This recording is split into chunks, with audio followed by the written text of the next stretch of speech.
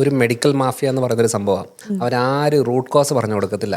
നമുക്ക് പീലിംഗ് ചെയ്യാം, നമുക്ക് ഫേഷ്യൽ ചെയ്യാം, നമുക്ക് അങ്ങനത്തെ ഈ പ്രൊസീജിയേഴ്സ് തെറപ്പികളാണ് മെയിനായിട്ട്. ഇപ്പം മുടി കൊഴിച്ചിലെന്ന് പറഞ്ഞു വെച്ചാൽ എന്തോരം മെത്തഡുകൾ ചെയ്യുന്നുണ്ടെന്നറിയോ. ബേസിക് കാര്യം ചെയ്തുകൊണ്ട് ഇതൊക്കെ ചെയ്തോട്ടെ, കുഴപ്പമില്ല. ഇപ്പം ഫേസ് ഡാർക്കാണെന്ന് പറഞ്ഞാൽ ലേസർ ചെയ്യുന്നവരുണ്ട്. ലിവറും കുടലും ശരിയാകാതെ ഫേസ് ഡാർക്ക് മാറത്തില്ല. ഇല്ല. ഫുൾ ഡാർക്ക് വരുന്നത് തൈറോയിഡൈറ്റിസ് ആണ്, തൈറോയിഡിലെ നീർക്കെട്ടാണ്. അത് ക്ലിയർ ആകാതെ അത് മാറില്ല. പല സമയങ്ങളായിട്ട് പറയുന്നത് നിങ്ങളുടെ താരനുണ്ടോ, നിങ്ങൾ വയറ് ശരിയാക്കിയെങ്കിലേ നടക്കത്തുള്ളൂ.